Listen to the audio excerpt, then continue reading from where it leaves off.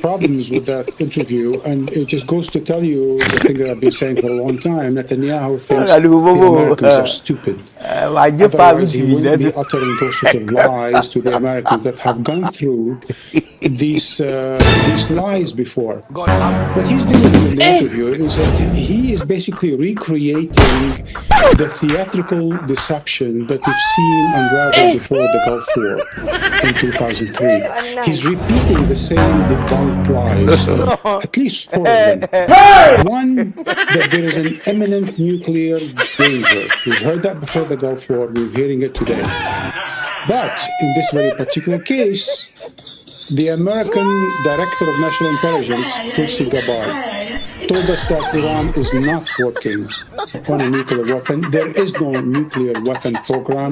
The Supreme Leader did not sanction it. Two, they're telling us that they are not just in imminent danger, that the Iranians are thinking of giving nuclear weapons to the Houthis.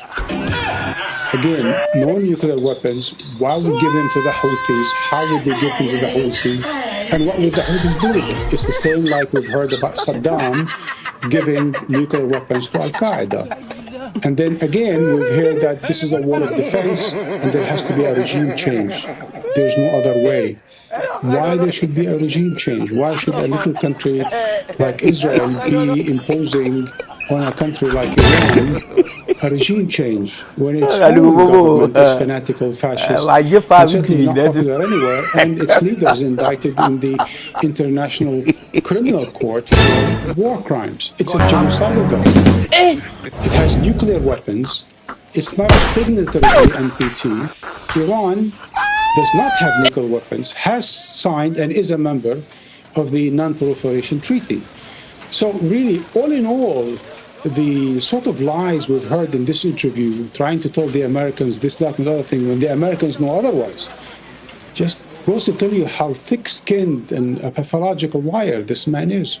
But the big question, of course, is how Trump responds to him, because we've seen from him over the last few days, first of all, denying that the US is involved in any of these attacks, then coming around to the idea that actually, yes, the US was informed well in advance of the attacks, and now saying that it is actually possible that the US could get involved.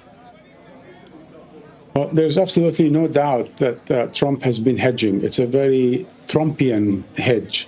He always wants to come out winner. He likes winners. And as soon as Netanyahu appeared to be like as if he was winning, then he sided with him, talking about the excellent bombing of Iran.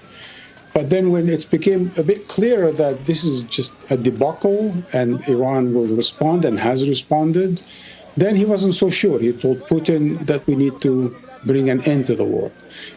I think the bit about assassinating Khamenei or not, that's such a... I mean, I don't know what to say. It's okay to bomb a country and to change the regime, but it's not okay to attack the leader. I mean, it's okay for Trump to tell Netanyahu, go ahead, bomb the hell out of the country, but don't touch its leader. I mean, I don't know what is that? So really, in the end of the day, Trump is not really sure what to do. He just wants to come out a winner. But there is a clear fact here that he needs to sober up to. And that is the same thing that he attacked Bush Jr. for. If he does get involved in this war, a war that costed the United States $3+ trillion when it invaded Iraq, if he does take the responsibility for regime change in Iran, that's not going to be 30, that's going to be 30 trillion. And that's not going to be 3-4 years mission accomplished. That's going to go on for decades. You don't have to like the Iranian regime to know that regime change by power from the outside will create vacuum, will create civil war, will create total